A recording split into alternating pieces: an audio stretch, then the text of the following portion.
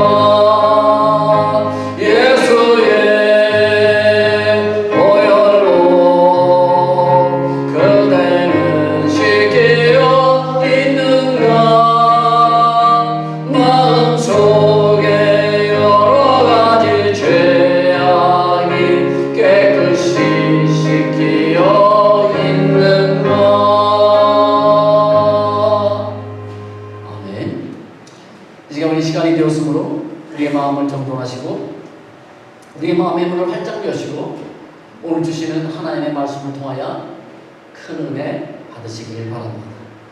우리 다같이 묵도하심으로써 4월달 첫 번째 예배를 하나님 앞에 신령과 진정으로 드리겠습니다. 다 함께 묵도하시겠습니다.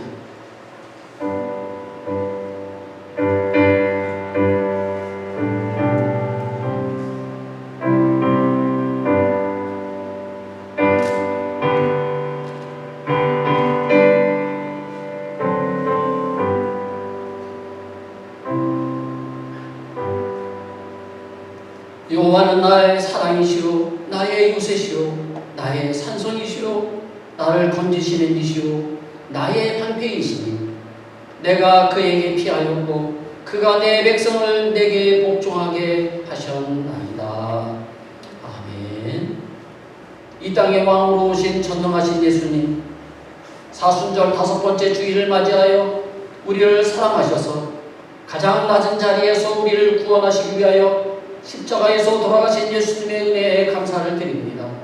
지난 모든 시간 속에 우리를 향하신 주님의 완전하신 시선이 한 번도 멈춘 적이 없고 우리가 당연하게 여겼던 그 모든 것들이 주님의 은혜였음을 고백합니다. 우리 인생의 주인이 되시는 살아계신 하나님께 간구하옵기는 우리의 모든 질병과 고통과 근심과 눈물을 닦아주시고 회복하여 주시옵소서. 우리를 위하여 평화의 마음으로 오신 예수님만이 우리의 구원자가 되시오니 우리의 모든 기도에 응답하여 주시옵소서. 전쟁과 질병으로 고통을 당하고 있는 우크라이나 백성들을 불쌍히 여겨주시고 주님의 날개 아래 그들을 품어주시고 주님의 사랑으로 그들을 인도하여 주시옵소서.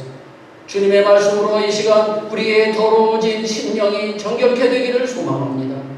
우리의 영육이 강건케 하여 주시고 성령의 충만함을 허락하여 주시옵소서. 오늘 주시는 말씀을 통하여 우리의 심령이 위로의 하나님을 만나게 하시고 신실한 하나님의 종으로 살아가고자 하는 결단이 있는 이 시간이 되게 하여 주시옵소서. 또한 험악한 이 세상을 살아가면서 세상의 종이 아니라 하나님의 종으로 살아갈 때에 특별하신 하나님의 따뜻한 도움의 손길을 만나게 하여 주시옵소서.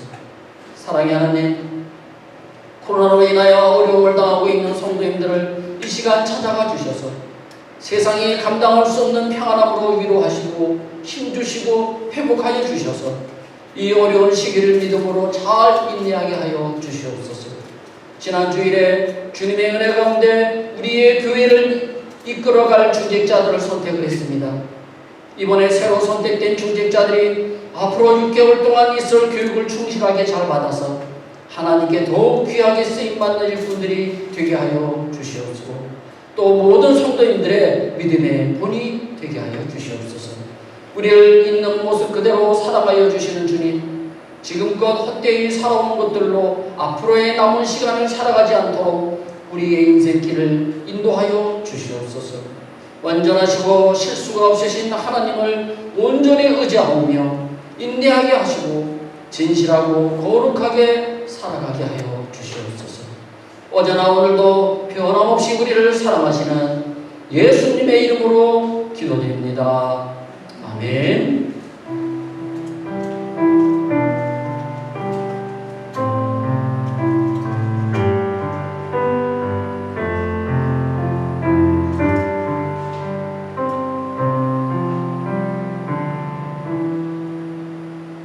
우리 다같이 일어나셔서 찬송가 23장 만일이 내게 있으면 우리 부르시도록 하겠습니다. 찬송가 23장입니다.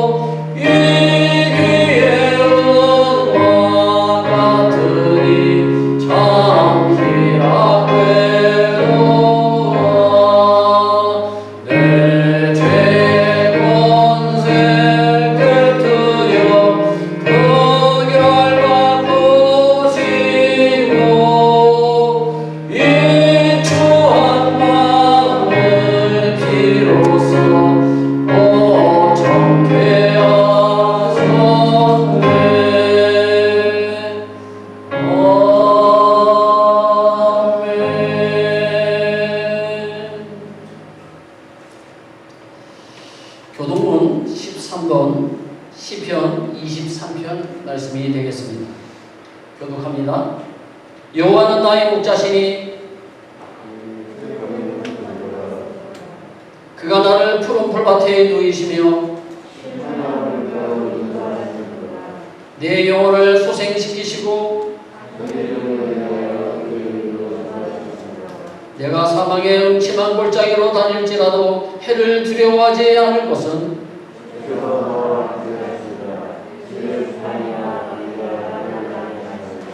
주께서 내 원수의 목전에서 내게 상을 차려주시고 내 평생에 선하심과 인자하심이 반드시 나를 따르리니 아멘. 이 시간 하나님 앞에 고백의 기도를 드리도록 하겠습니다. 지난 한 주간 동안에 우리의 삶을 한번 되돌아보십시오. 여러분 주님의 말씀대로 사셨습니까? 주님의 말씀을 알면서도 하나님이 계심을 알면서도 눈에 보이는 세상의 유혹에 빠져서 하나님을 잊어버리고 살지는 않으셨습니까? 영원하지 않은 세상을 위해서는 열심을 내면서도 하나님 앞에 기도하는 일에는 게을리게 했던 것은 없습니까? 우리의 죄를 이 시간 함께 회개하며 이 시간 하나님 앞에 나가기를 원합니다. 기도하겠습니다. 하나님 아버지, 오늘 이 모습에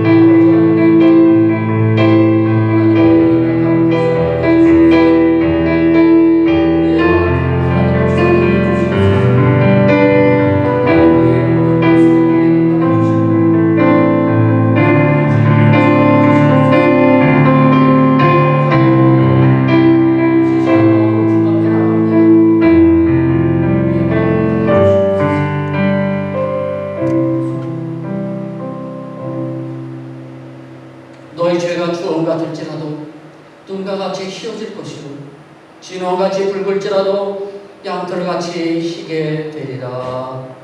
아멘. 사도신경으로 신앙 고백 들으시겠습니다. 전능하사 천지를 만드신 하나님 아버지를 내가 믿사오며 그 외아들 우리 주 예수 그리스도를 믿사오니 이는 성령으로 잉태하사 동정녀 마리아에게 나시고 본디오 빌라도에게 고난을 받으사 십자가에 못 박혀 죽으시고 장사한 지 사흘 만에 죽은 자 가운데서 다시 살아나시며 하늘에 오르사 전능하신 하나님 편한 자에 계시다가 저리로서 산자와 죽은 자를 심판하러 오시리라.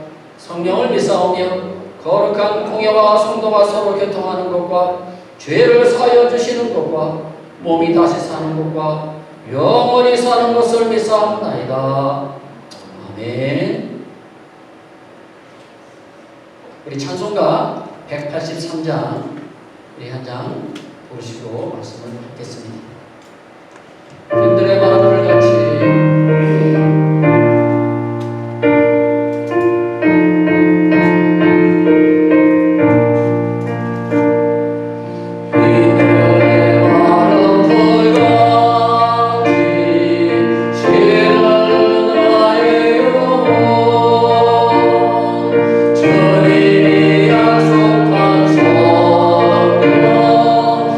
간절히 기다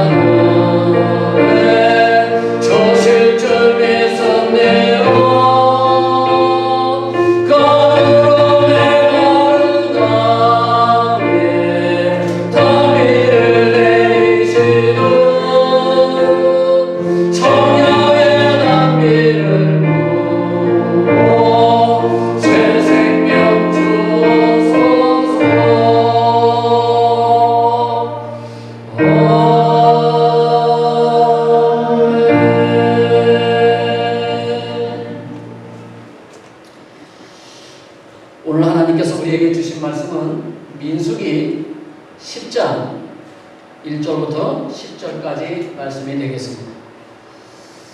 민수기 10장 1절부터 여러분들에게 공독해 드리겠습니다. 여호와께서 모세에게 말씀하여 이르시되 은나팔 둘을 만들되 두들겨 만들어서 그것으로 회중을 소집하며 진영을 출발하게 할 것이다. 나팔 두 개를 불 때에는 온 회중이 회막문 앞에 모여서 내게로 나올 것이요 하나만 불 때에는 이스라엘의 천부장된 지휘관들이 모여서 내게로 나올 것이며 너희가 그것을 크게 불 때에는 동쪽 진영들이 행진할 것이며 두 번째로 크게 불 때에는 남쪽 진영들이 행진할 것이라. 떠냐로 할 때에는 나팔 소리를 크게 불 것이며 또 회중을 모을 때에도 나팔을 불 것이나 소리를 크게 내지 말며 그 나팔은 아론의 자손인 대제사장들이 불지니 이는 너희 대대의 영원한 율례이니라. 또 너희 땅에서 너희가 자기를 압박하는 대적을 치러 나갈 때에는 나팔을 크게 불지니 그리하면 너희 하나님 여호와가 너희를 기억하고 너희를 너희의 대적에게서 구원하시리라. 또 너희의 실학의 날과 너희가 정한 절기와 초하루에는 번제물을 드리고 화목제물을 드리며 나팔을 불라. 그로 말미암아 너희의 하나님이 너희를 기억하시리라. 나는 너희의 하나님 여호와니라. 아멘. 자리에 앉아 주시기 바랍니다. 지난 한 주간도 평안하셨습니까? 수고들 많이 하셨습니다. 삶의 전쟁터에서 이렇게 살아서 돌아오셨군요. 승리하신 여러분들 축복합니다. 오늘 4월 첫째 주 예배에 참석하신 여러분들 주님으로 축복합니다. 오늘 말씀의 제목은요, 나팔 신호가 주는 의미에 대해서 우리가 알아보도록 하겠습니다. 그냥 나팔을 부는 것이 그냥 아니라 여기에 숨겨져 있는 아주 중요한 영적인 의미들이 담겨져 있습니다. 이것을 우리가 아셔야 합니다. 자, 그래서 오늘 그 말씀에 대해서 여러분들에게 설명을 드리도록 하겠습니다. 하나님의 교육 방법은요, 시각뿐만이 아니라 청각도 사용을 하십니다. 저도 그렇게 하려고 소리로 하나님의 말씀을 전하면서 어떤 경우에는 영상으로 사진을 여러분들에게 보여드리기도 하죠. 우리가 아시는 것처럼 이스라엘 광야에서 이 이스라엘 백성들이 행진을 할 때에는 하나님께서 시각을 사용하셨어요. 구름 기둥이 장막 위에 머무르면 그곳에 정착을 하였고, 구름 기둥이 움직이기 시작하면 이스라엘은 그것을 보고 그리고 그것을 구름을 따라갔습니다. 이것이 하나님께서 시각을 이용해서 이스라엘 백성들을 인도하신 하나의 예입니다. 그런데 우리 인간에는 시각만 있는 것이 아니라 청각도 있습니다. 눈만 있는 것이 아니라 귀도 있죠. 그래서 하나님께서 귀로도 들을 수 있는 여러 가지 기회들을 만드셨는데요. 그 중에 하나가 오늘 본문 말씀인 나팔 신호입니다. 나팔 소리를 듣고 이제 떠날 때가 되었구나. 이제 예배 시간이 되었구나. 이제 전쟁이 시작되었구나. 이런 사실을 알도록 이 나팔을 통해서 알려주셨습니다. 하나님이 이처럼 얼마나 빈틈이 없으시고 세심하신 하나님이십니다. 시각적인 교육, 즉 구름기둥과 불기둥에 관한 내용은 지난 시간에 제가 말씀을 드렸기 때문에 오늘은 청각을 이용하신 교육, 즉 이 나팔 신호에 관한 규례에 대해서 우리가 한번 알아보도록 하겠습니다. 오늘 말씀인 이 나팔 신호의 규례는요, 이스라엘 백성들이 시내산에서 받은 규례 중에서 제일 마지막에 받은 규례이고 아마 가장 작은 규례가 아닐까 생각을 합니다. 모세는 시내산에 올라 하나님으로부터 많은 하나님의 법을 받았습니다. 여러분들 잘 아시는 십계명, 그뿐만이 아니라 각종 제사법들을 하나님으로부터 받았고요. 그뿐만이 아니라 성막을 어떻게 짓느냐, 성막 짓는 법, 그리고 사회법 등 아주 큰 법들을 많이 받았습니다. 그중 마지막으로 받은 규례가요, 바로 오늘 말씀인 나팔 신호의 규례입니다. 비록 작은 규례이며 가장 마지막에 받은 규례이지만은 이 귀한 영적인 교육을 받고 있기 때문에 결코 무시할 수 없는 규례인 것입니다. 아마도 모세는 광야에서 이스라엘 백성들에게 어떻게 내가 의사전달을 할까 아마 고민하지 않았을까요? 200만 명이 넘는 사람들을 인솔하는데 이 모세가 왜 고민하지 않았겠습니까? 북소리로 전달을 할까? 아니면 용기를 피워서 전달을 할까? 아니면 8월말을 통해서 이 내 소식을 전할까? 여러 가지 생각을 했을 것입니다. 그런데 모세는요, 자기 생각대로 임의대로 하지 않았어요. 하나님께서 가르쳐 주신 오늘 이 말씀인 나팔 규례대로 그대로 따라서 순종을 했던 것입니다. 오늘 민수기 10장에 나오는 이 나팔 신호의 규례의 내용과 그 규례가 주는 영적인 의미에 대해서 지금부터 알아보도록 하겠습니다. 첫 번째입니다. 우리는 이 규례에 담겨져 있는 하나님의 마음을 먼저 아셔야 합니다. 그것은 하나님은 큰 일뿐만 아니라 작은 일까지도 세심하게 살피시는 분이라는 사실이죠. 물론 하나님께서는 큰 일을 다 예비해 놓으셨어요. 예를 들면 우리가 천국 가서 거할 집도 다 준비해 놓으셨고요. 그리고 천국에 들어갈 여권도 준비해 놓으셨고요. 그리고 이미 비자 발급도 다 해 놓으셨어요. 바로 예수만 믿기만 하면 모든 여권과 비자가 다 완료가 되는 것입니다. 뿐만 아니라 천국에 입고 갈 것도 다 준비해 놓으셨어요. 그것을 성경에서 뭐라고 얘기를 하느냐? 의의 예복이라 이렇게 얘기해요. 의의 예복이 예수님 하나님께서 다 준비해 놓으셨는데요. 그 의의 예복이 무엇입니까? 바로 예수 그리스도를 말하는 것입니다. 예수 그리스도를 믿는다고 하는 것은 의의 예복을 입은 것과 같은 것입니다. 왜냐하면 성경에서 뭐라고 그러셨습니까? 예수 그리스도를 믿고 세례를 받은 자는 그리스도로 옷 입었느니라 라고 말씀하셨기 때문입니다. 또한 하나님께서는 예수 믿는 우리가 이 땅에 사는 동안에 고아처럼 살기를 원하지 않으십니다. 그래서 하나님께서 보내주신 분이 계시죠? 바로 그분이 보혜사 성령님이세요. 보혜사 성령님이 우리의 불기둥과 구름기둥이 되어서 우리를 인도하시고 보호하시고 우리에게 능력을 주시고 힘을 주셔서 이 험악한 인생길을 안전하게 살아갈 수 있도록 지켜주신다는 사실입니다. 하나님께서는 우리를 위하여 큰 일만 돌보시는 분이 아니십니다. 아주 작은 일, 아주 세밀한 일까지도 살피시고 돌보시는 하나님이라는 것입니다. 예를 들면요, 기도하면서 혹시 이런 질문을 던지시는 분이 계실 겁니다. 하나님이 이 많은 세상 사람들 가운데 과연 나를 아실까? 과연 하나님이 내 인생의 작은 문제까지도 관심을 가지고 계실까? 지금 나만 알고 있는 이 큰 고민이 있는데 하나님은 과연 이 고민을 알고 계실까? 지금 내가 자녀 문제로 고민을 하고 있는데 과연 하나님이 아실까? 이런 등등. 이같이 하나님께서 나의 개인적인 세밀한 부분까지 다 알고 계실까라고 그렇게 질문하시는 분이 아마 계실 것입니다. 성도 여러분, 알고 계실까요? 모르실까요? 네, 알고 계십니다. 예수님께서 마태복음 10장 30절 31절에서 이렇게 말씀하셨어요. 너희에게는 머리털까지 다 세신 바 되었나니 두려워하지 말라. 너희는 많은 참새보다 귀하니라. 아멘. 하나님은 우리의 머리털 숫자까지도 다 알고 계신다는 것입니다. 우리 머리털 숫자가 얼마나 되는지 아세요? 보통 8만 개에서 10만 개가 된다고 합니다. 얼마나 많습니까? 그런데도 하나님은 이미 우리의 머리털까지도 다 세신 바 되었다고 그렇게 성경은 증거하고 있어요. 아마 제 머리카락 셀 때는 아마 편하실 것 같아요. 네. 얼마 안 되니까. 그렇죠? 여러분, 이 말씀은요, 우리의 가장 작고 연약하고 세밀한 부분까지도 일일이 다 신경 쓰고 계시는 하나님이라는 사실을 선포하고 있는 것입니다.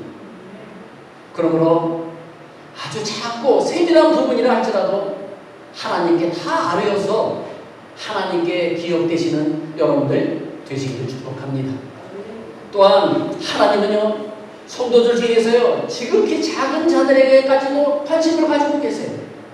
마태복음 25장 40절 말씀을 한번 보시기 바랍니다. 임금이 대답하여 이르시되 내가 진실로 너희에게 이르노니 너희가 여기 내 형제 중에 지극히 작은 자 하나에게 한 것이 곧 내게 한 것이니라. 아멘. 여기 보시면 지극히 작은 자 무엇을 말할까요? 누구를 말할까요?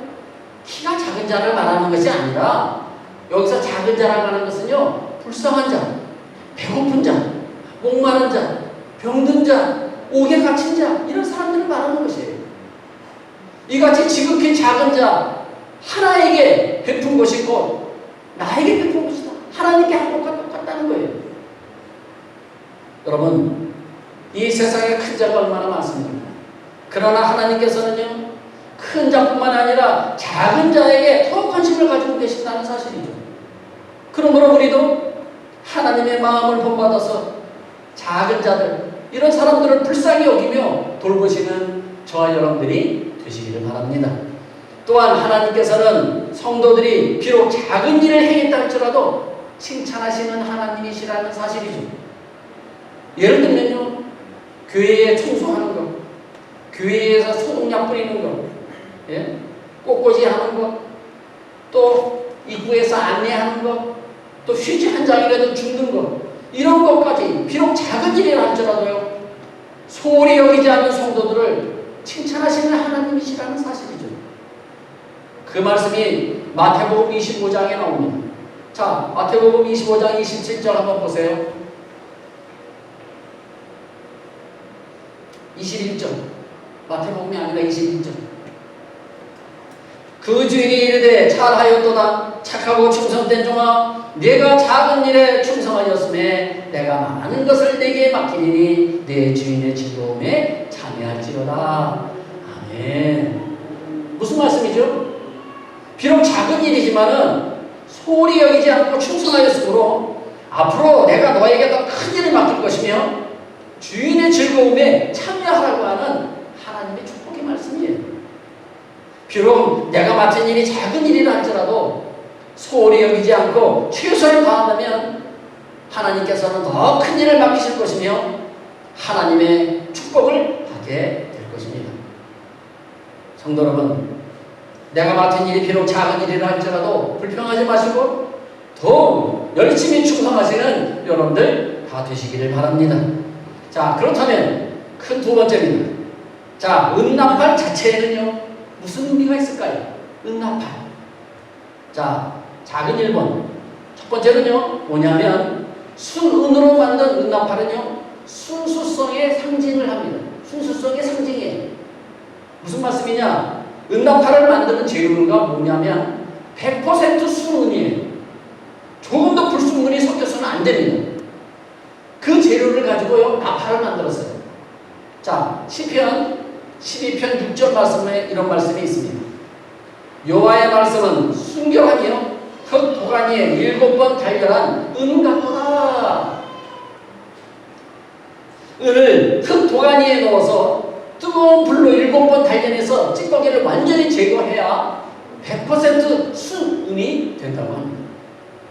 은납할은요, 이렇게 만들었어요. 순으로 만들었어요. 이는 주님의 일에 쓰이는 도구는요, 순수해야 한다는 것입니다. 그것을 영적인 은혜를 우리에게 주시는 거예요. 하나님을 믿는 자들은 순수해야 된다는 거예요. 사람의 마음이 순수하지 못하고요, 동기가 불순하면은 주님의 일에 쓰임 받을 수가 없습니다. 마음이 불순한 사람은 마귀의 도구는 될지언정 하나님의 도구는 될 수가 없어요. 하나님의 일에 쓰임 받기를 여러분들이 원하십니까? 그렇다면 순수하셔야 합니다. 우리의 영혼이 99%가 아니라 100% 순수하여 하나님께 쓰임받는 깨끗한 그릇들이 다 되시기를 주님의 이름으로 축복합니다. 자, 작은 두 번째입니다. 자, 두 번째는 뭐냐? 두들겨 펴서 만든 은납할은요, 온전한 하나님의 은혜를 의미하는 것입니다. 어떻게 은납할을 만들었냐면 두들겨 펴서 만들었다고 성경은 되어 있어요. 그 말씀을 한번 보실까요? 자, 2절 말씀입니다. 자, 우리 같이 한번 읽겠습니다. 시작. 은납할 돌을 만들 때 두들겨 만들어서 그것으로 회중을 소집하며 진영을 출발하게 할 것이라. 아멘. 두들겨 펴서가 무슨 뜻일까요? 연결시키지 말라는 거예요. 이 조각과 이 은조각과 이 은조각을 서로 붙이지 말라는 거예요. 다시 말하면 한 은조각을 가지고 두들겨 가지고 넓게 펴 가지고 그것을 가지고 응답파를 만들라는 것이죠. 예수님께서도요, 마가복음 2장 21절에서요, 붙이거나 섞지 말라고 말씀하셨어요. 자, 보세요. 생배 조각을 낡은 옷에 붙이는 자가 없나니 만일 그렇게 하면 기운 새 것이 낡은 그것을 당겨 헤어짐이 더 심하게 더하게 되니라. 무슨 뜻입니까? 낡은 옷을 수리한다고요? 새 천 조각을 꿰매가지고 붙이게 되면은 새 천 조각이 낡은 옷을 당겨가지고요, 오히려 옷을 쓰지 못하게 만든다는 거예요. 예수님께서 비유로 말씀하신 거예요. 이 말씀의 영적인 의미가 무엇일까요? 이것은요, 하나님께서 우리를 구원하신 목적이 처음부터 끝까지 똑같다는 거예요. 바로 그것이 뭡니까? 하나님의 은혜예요. 인간의 공동은요, 조금 더 섞이지 않았다는 거예요. 그 의미를 말하는 거예요. 한마디로 말해서 뭐냐? 처음부터 끝까지 100% 하나님의 은혜라는 거예요. 그 은혜로 우리가 구원을 받은 것입니다. 창세전에 우리가 택함을 받은 것도, 죄악에서 우리를 불러내신 것도, 우리가 회개하게 된 것도, 예수 그리스도를 구주로 믿게 된 것도, 의롭다 하심을 받게 된 것도 다 100% 하나님의 은혜라고 하는 사실이죠. 그런데 어떤 이상한 신학자들은요, 그렇게 말하지 않습니다. 회개와 믿음은 인간의 자유의지로 이루어진다고 그렇게 주장하는 사람들이에요. 다시 말하면 무슨 뜻이냐? 그 사람들이 주장하는 것은 하나님의 은혜가 50%고 인간의 자유의지가 50%로 구원을 받는다는 거예요. 이거는 잘못된 신학입니다. 그 사람들이 잘못 배웠어요. 이것은요, 마치 뭐하고 똑같으냐? 새 천 조각을요, 낡은 옷에 붙이는 것과 같은 잘못된 교리예요. 또한 음과 은을 두 개를 붙여가지고 나팔을 만드는 것과 같은 교리예요. 성도 여러분, 우리가 구원받은 것은요, 처음부터 끝까지 우리의 의지가 아니에요. 처음부터 끝까지 100% 하나님의 은혜인 줄로 믿으시기 바랍니다. 에베소서 2장 8절 말씀을 한번 보시기 바랍니다. 에베소서 2장 8절입니다.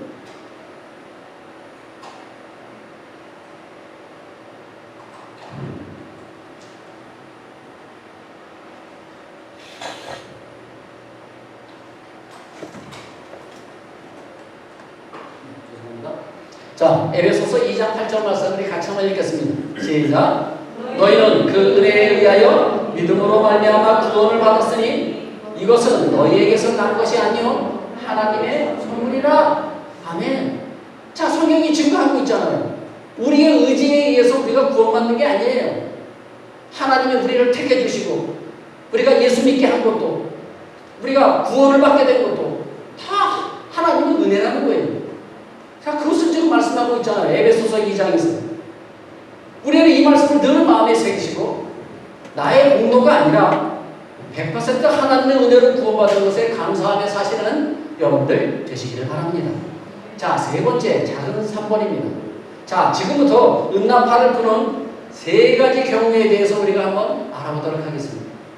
오늘 본문에 따르면요, 이 은나팔은 크게 세 가지 경우에 불었어요. 자, 첫 번째 경우는 언제냐? 이스라엘 백성들을 하나님 앞에 모을 때 불었어요. 그때 나팔을 불었어요. 은나팔을. 은나팔 한 개만 불면은요, 두 개 중에서 한 개만 불면은 청무장된 족장들이 하나님 앞에 나와야 했고요. 그런데요, 은나팔 두 개를 동시에 함께 불 때가 있습니다. 자, 그 말씀이 3절 말씀이에요. 한번 보세요. 3절 말씀. 나팔 두 개를 불 때에는 온 회중이 회막문 앞에 모여서 내게로 나올 것이요. 아멘. 두 개를 볼 때는 어떻게 하라고요? 회막문 앞으로 다 나오라는 거예요. 회막이 뭐예요? 교회를 말하는 거예요. 교회 앞으로 다 나오라는 거예요. 예배 시간이 되었다는 것이죠. 자, 우리 사진 한번 보실까요? 어떻게 불고 있는지 한번 보세요. 자, 이게 은나팔이에요. 자, 그렇죠? 예. 은나팔 두 개를요, 길게 불어요. 그러면요, 회막문 앞으로 모든 백성들은 모여라. 그런 뜻이에요. 이렇게 은나팔 두 개를 동시에 불면은요, 아, 이제 예배 시간이 되었구나. 이제 회막문 앞으로 나가자. 라고 하면서 모여드렸어요. 자, 우리 그 다음에 10절을 한번 같이 한번 읽어보실까요? 10절 시작. 또 너희의 희락의 날과 너희가 정한 절기와 초하루에는 번제물을 드리고 화목제물을 드리며 나팔을 불라. 그로 말미암아 너희의 하나님이 너희를 기억하시리라. 나는 너희의 하나님 여호와니라. 아멘. 두 개의 은나팔을 동시에 불게 되면요, 이스라엘 백성들은 회막문 앞에 모여서요 하나님 앞에 예배를 드렸어요. 이렇게 모여서 예배를 드리면 어떤 결과가 나타나는지 아세요? 10절 저 후반절에 한번 보세요. 뭐라고 되어 있어요? 결과가 나타납니다. 그로 말미암아 너희의 하나님이 너희를 기억하시리라. 누가 기억해? 하나님께서 우리를 기억하신다는 거예요. 참으로 중요한 말씀입니다. 하나님께 예배드리는 자를 하나님이 기억하시겠다는 거예요. 여러분들 지금 예배를 드리고 계세요. 하나님이 기억하시겠다는 거예요.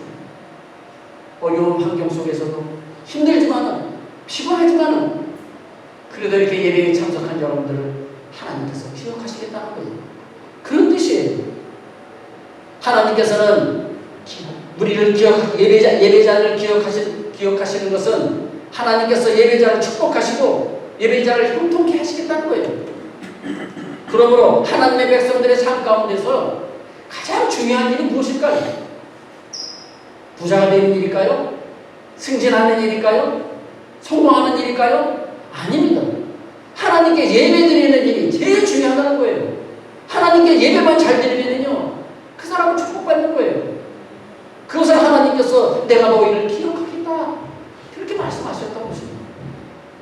요한복음 4장 24절에 보시면은요 하나님은 영과 진리로 예배하는 자를 찾으신다고 하셨어요. 영과 진리로, 다시 말하면 올바른 자세로 올바른 마음으로 예배하는 자들을 하나님께서 찾으신다는 거예요. 그런 사람들을 하나님께서 기억하시고 그 사람들의 인생을 내가 형통케 해주겠다, 축복하겠다, 그런 뜻인 것입니다.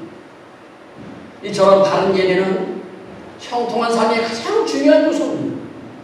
예배를 소홀히 하고 예배를 업신여기고 바르지 못한 자세로 예배를 드린다면 그 사람의 인생은 형통치 못하게 될 것입니다. 여러분, 예배를 바르게 드리는 사람은요 형통할 것이고 예배를 소홀히 여기는 사람은 형통하지 못한다는 사실을 여러분들 꼭 기억하시면서 신앙생활 하시기를 바랍니다. 자, 두 번째 경우는요 이런 경우입니다. 하나님의 백성이 행진할 때에, 행진하라고 명령을 할 때에 나팔을 불었어요. 자, 5절과 6절 말씀이에요. 자, 한번 보세요. 우리 같이 한번 읽겠습니다. 시작.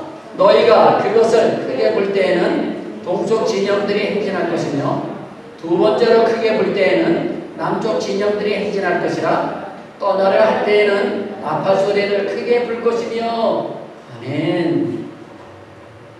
구름 기둥이 회막문 위에 머물렀다가요 또 올라서 이제 이동을 하면은요 동시에 제사장들이 나팔을 크게 불었어요.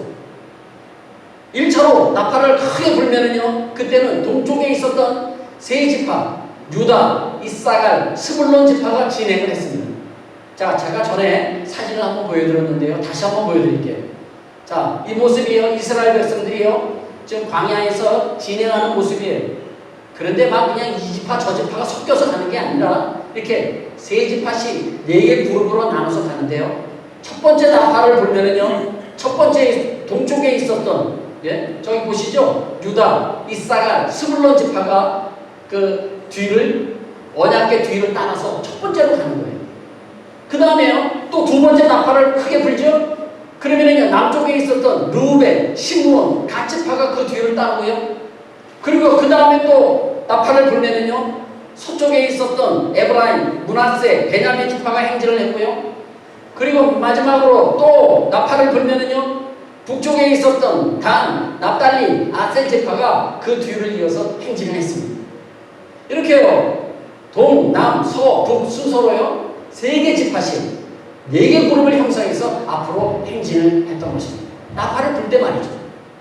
그렇다면요 여러분, 이 나팔 소리는 영적으로 무엇을 의미하는 걸까요? 이게 중요한 것입니다. 하나님의 백성은 뒤로 물러서서는 안 된다는 것입니다. 그냥 앞으로 전진해야 된다는 거예요. 그것을 의미하는 거예요. 우리의 예배 생활이, 우리의 경건 생활이, 기도 생활이, 헌신의 생활이 작년보다 올해 더 성장해야 되고요. 올해보다 내년에 더 성장해야 한다는 것이죠. 하나님은 우리가 늘 성장하기를 원하고 계신다는 사실입니다. 우리의 신앙생활은요, 마치 자전거와 같습니다. 여러분들 자전거 타세요? 예. 자전거 뒤로 가는 거 보신 분 계세요? 뒤로 가지 않습니다. 자전거는 앞으로만 갑니다. 그리고요, 자전거는요, 쓰면 어떻게 돼요? 넘어집니다. 그러니까 넘어지면 안 되죠. 계속 앞으로만 가야 돼요. 이것이 자전거입니다. 이것이 바로 신앙생활인 것입니다. 이처럼 우리의 신앙생활은요, 물러설 수가 없는 거예요. 다시 세상으로 돌아가시면 안 됩니다. 천국을 향해서 앞으로 전진해서 나가야 한다는 거예요. 히브리서 10장 38절 말씀에 이런 귀한 말씀이 있습니다. 자, 한번 우리 같이 한번 읽겠습니다. 시작. 나의 의인은 믿음으로 말미암아 살리라. 또한 뒤로 물러가면 내 마음이 그를 기뻐하지 아니하리라. 아멘. 성도 여러분, 예배 생활, 경건의 생활, 기도 생활, 헌신의 생활이요, 올해 더 성장하시는 여러분들 다 되시기를 바랍니다. 세 번째 나팔을 부는 경우가 있어요. 그때가 언제냐? 전쟁하러 나갈 때.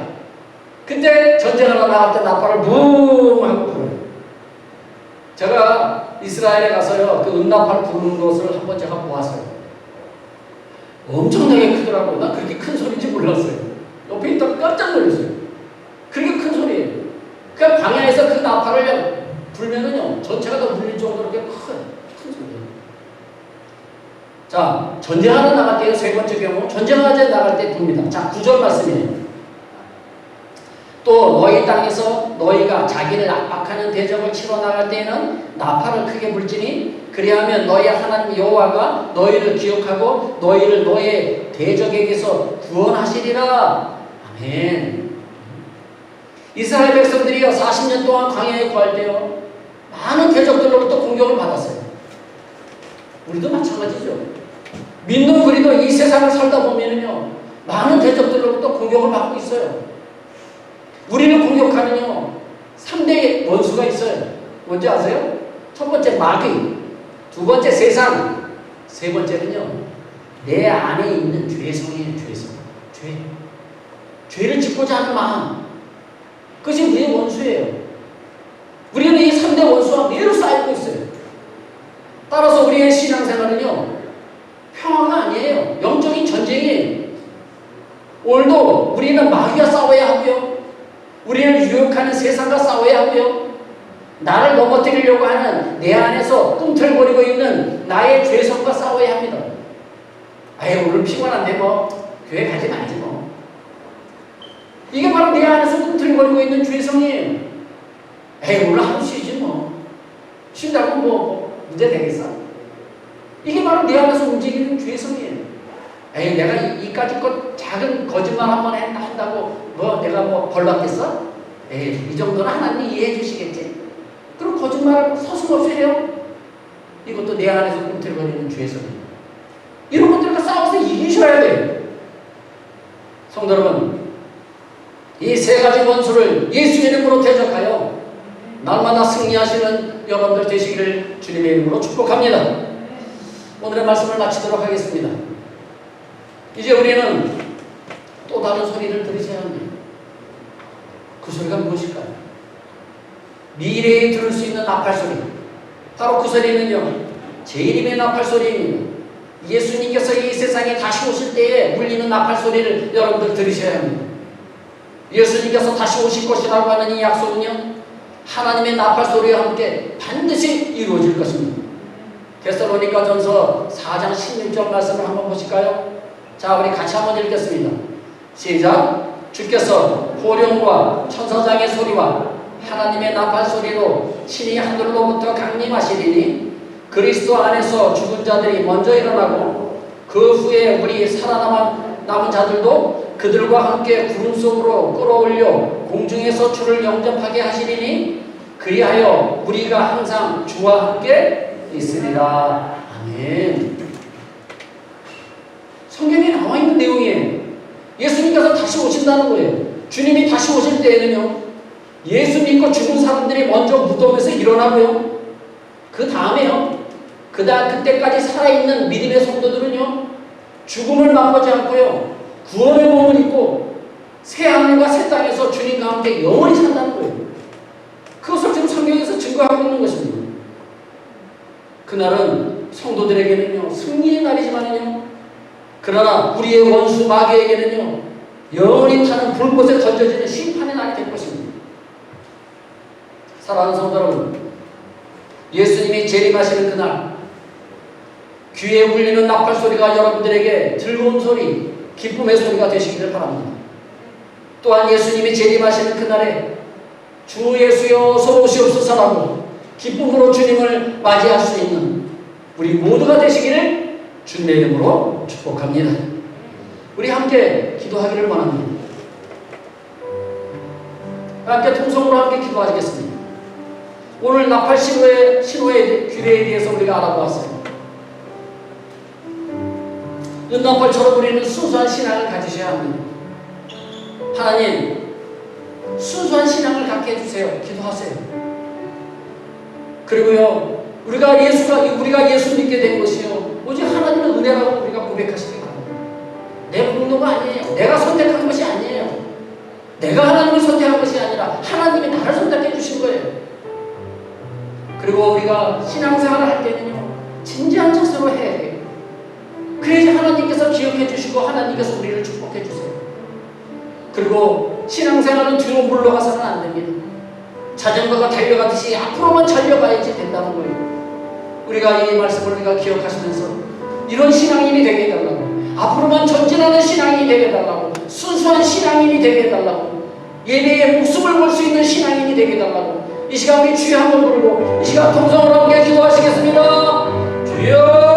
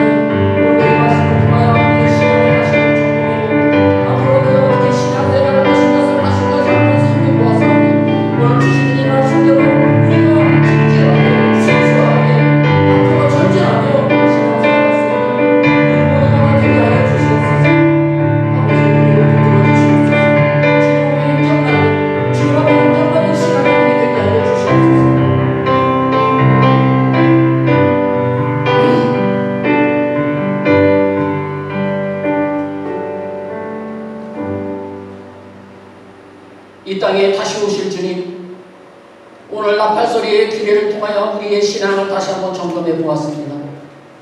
우리의 마음과 영혼이 은나팔처럼 순수하기를 원하며 우리가 구원받은 것이 하나님의 은혜임을 고백합니다. 우리의 예배드리는 자세가 진실하게 하시고 우리의 삶 가운데 예배를 가장 소중하게 생각하게 하여 주시옵소서. 우리의 신앙생활은 자전거와 같다고 했사오니 천국을 향해 앞으로만 달려가게 하시고 세상으로 다시 돌아가지 않게 우리의 믿음을 굳건하게 지켜주시옵소서. 주님이 다시 오실 그날에 나팔소리가 크게 울릴 때에 기쁨으로 주님을 맞이할 수 있는 우리 모두가 되게 하여 주시옵소서. 예수님의 이름으로 기도드립니다. 아멘. 찬송가 180장 부르시도록 하겠습니다. 180장 하나님의 나팔소리.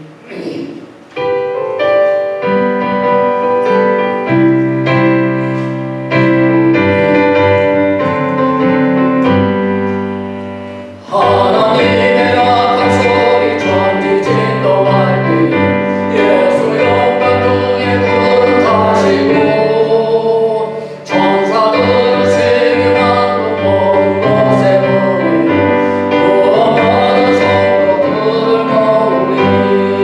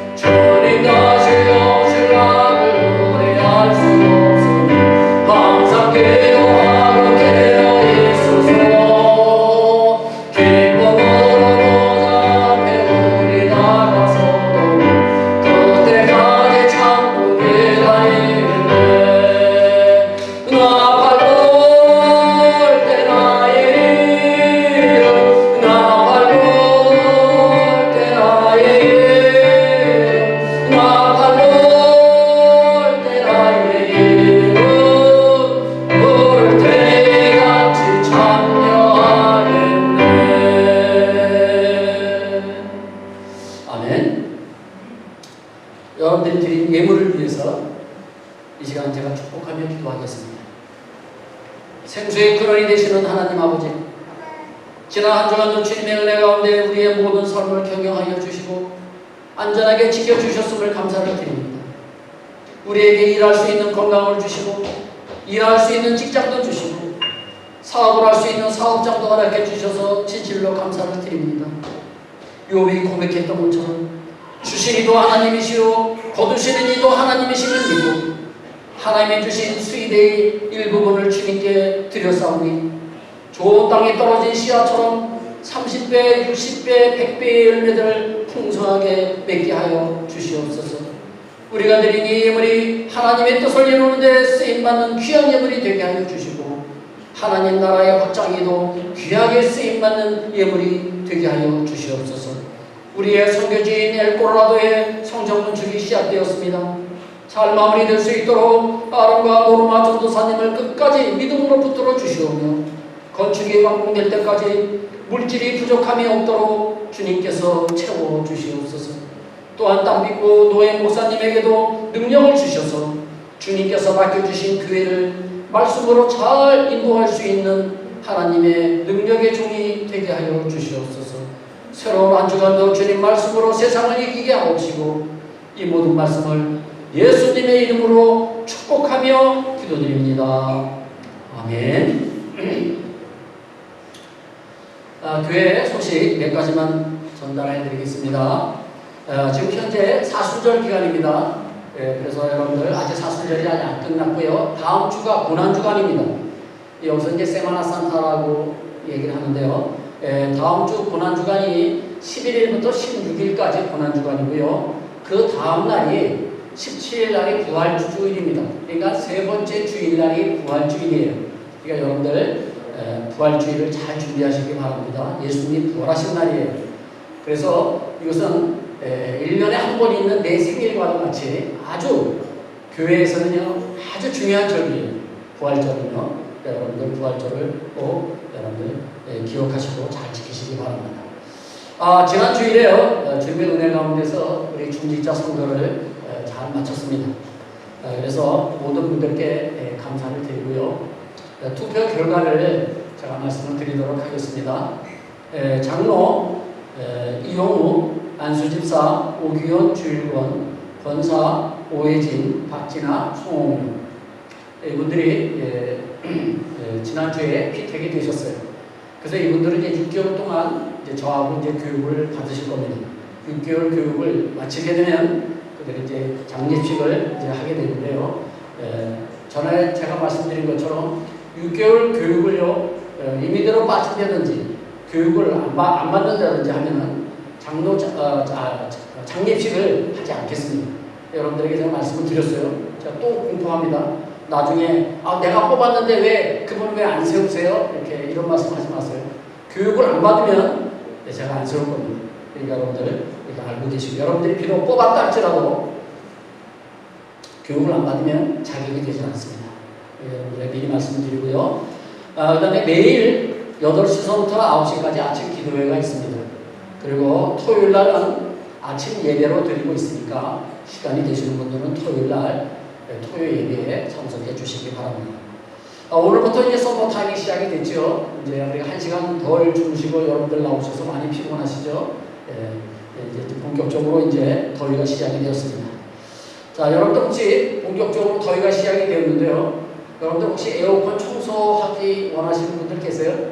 그래서 우리 권순웅 선교사님 에어컨 또 세탁기 청소하시니까 여러분들 저 뒤에 전화번호가 저 뒤에 제가 게시판에다 붙여놨어요. 그래서 우리 권순웅 선교사님 도와주는 의미로 여러분들 연락하시면 여러분들 깨끗하게 여러분들 에어컨 물 청소 깨끗하게 해줍니다. 여러분들 연락해 주시고요. 그 다음에 4월 10일 날 대표 기도는 송홍료 집사님, 4월 17일 날 대표 기도는 오혜진 집사님이 수고해 주실 것입니다. 우리 다 함께 일어나셔서 마지막 성도로 축도함으로 모든 예배를 마치도록 하겠습니다. 내 손을 주께 높이 듭니다.